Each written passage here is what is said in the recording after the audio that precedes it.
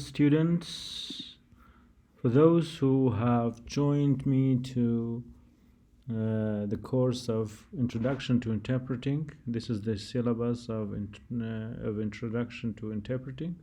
So it is for 2 hours, just to let you know that, 11:30 to 1:30. So most of the assessment tools, which is I am very interested in, is the practical projects. So we have quizzes as assessment tools, and we have tests, which are practical tests. So that's why we have also a paper-like project, interpreting project, and practical project, and we don't have final exam. We have a final project.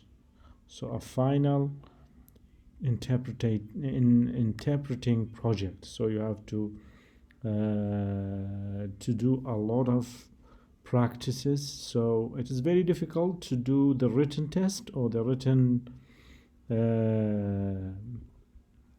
exams in interpreting, because the nature of this syllabus or the nature of this topic is more like of a practical project or practical lesson. So that's why I encourage you to be present in the campus, or holding an on-campus lectures.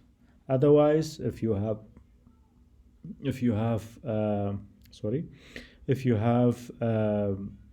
an excuse to not to come to the lecture, so it's not obligatory, but you have to do a lot of projects that we are asking the students to. So that's why from now on, prepare for the final project, which is prepare for a final interpreting project. Your interpreting project should be like of something that you are talking and someone is talking and you are interpreting for that person live, and we have to see your face whether you are looking at something or you are not looking at something. So from now on, try to think of a project like this for the final exam. And then instead of a test, so you have to do 2 projects, and instead of quizzes you have practical exercises or practical assignments inside the class. If you are at home, you have to do a live test regarding the grading criteria. So these are the assessment tools are very important for me, and I will apply them one by one. So regarding the references, these are the references that I listed in this document, and I assume that you all have this document. I uploaded it on Google Classroom. So basically today I am talking about the previous week's the syllabus orientation. That was the syllabus orientation. The theoretical part is the difference between interpretation and translation or written translation. So these 2 parts are to be studied, and we have been studying them. From the previous week, and still in this week we are focusing on these 2 with many other practices. So mostly we do on-site translation, interpretation, consecutive translation, simultaneous translation, which we deal with them in detail. So basically in the previous week we talked about interpreting. We explained the difference between the term interpreting and interpretation. As we said, the term interpretation is often used interchangeably with interpreting, yet some writers insist that the former term should be avoided in this context. So the retention of distinction between these two notions is particularly necessary in the case of court interpreting. So we have monolingual interpreting, bilingual interpreting, and multilingual interpreting. But in the case of interpretation, mostly monolingual.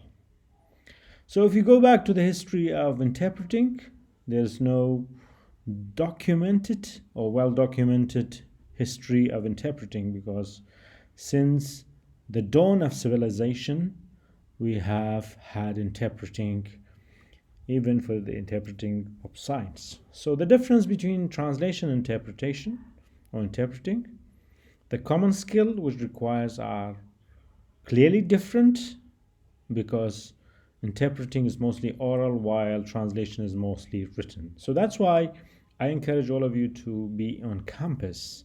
But if you are not on campus, it will be difficult for you to understand and to practice a lot, because we have many practices inside the class regarding interpreting and how to interpret and how to be a good interpreter. While translators offer relatively unlimited opportunities to make alterations and improvements, before submitting the final version, interpreters are required to create a finished product in real time.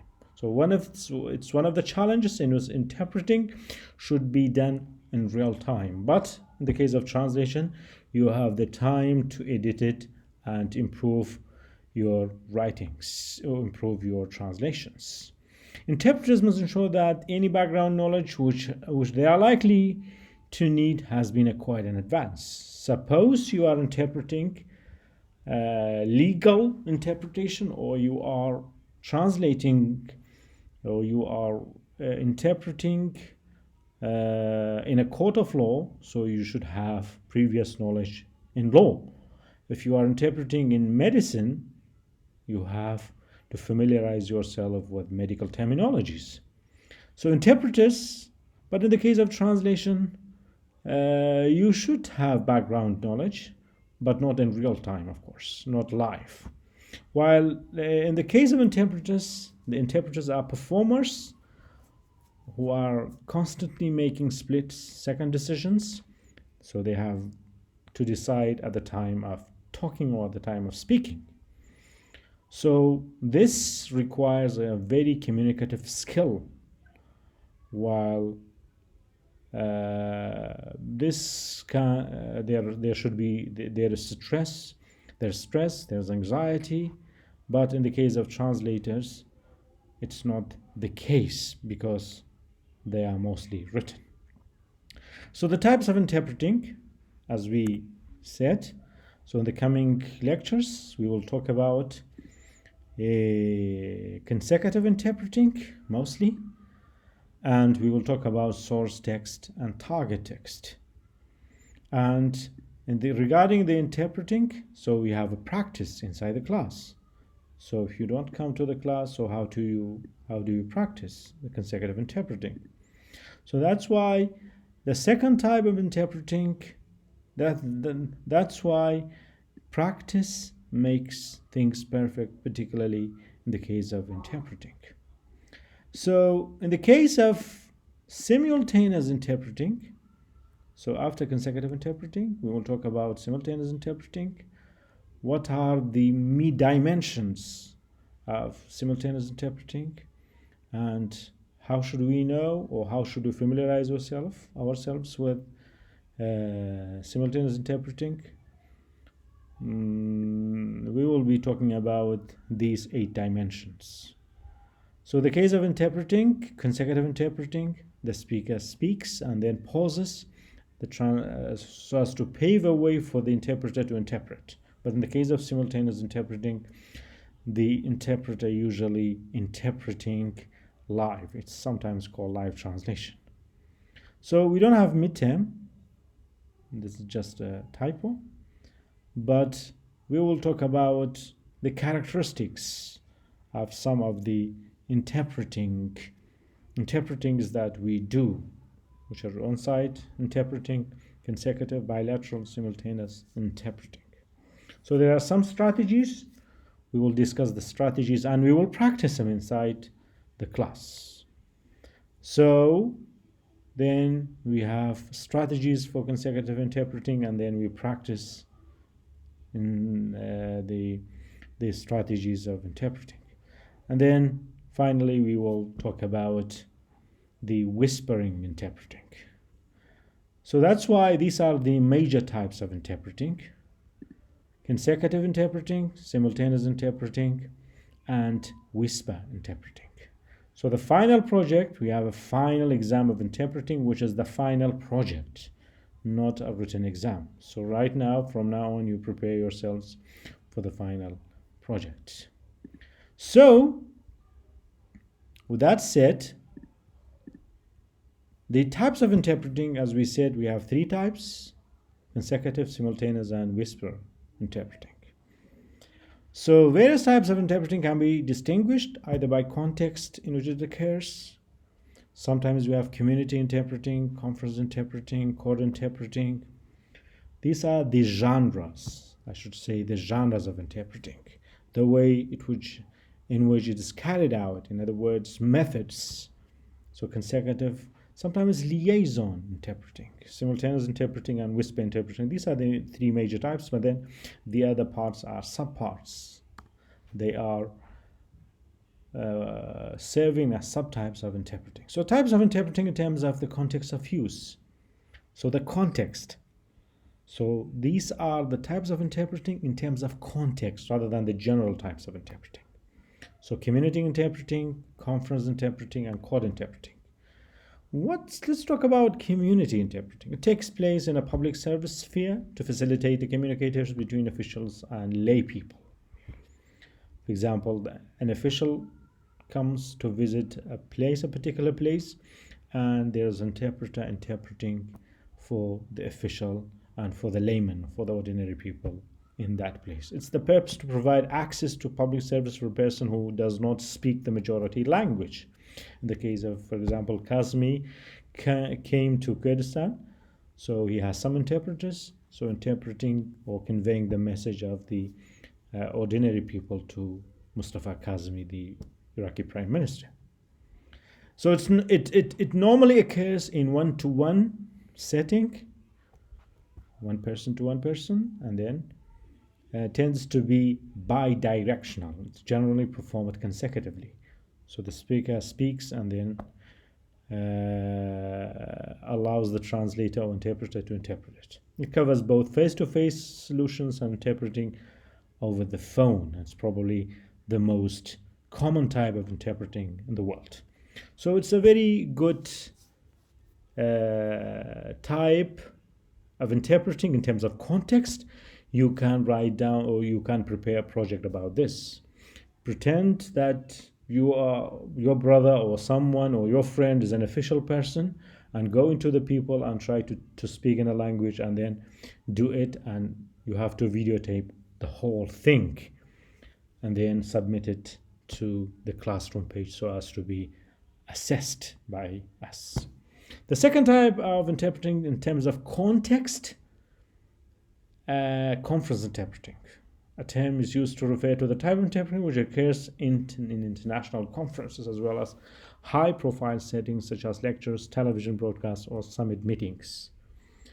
So there are some conferences in which the speaker may speak a different language, so an interpreter is interpreting the lecture or the television broadcast or the idea that the speaker intends to convey. The role of a conference interpreter is one of the mediating between knowledgeable speakers and his or her audience. So the audience here plays a vital role in which the interpreter tries to speak the language of the audience.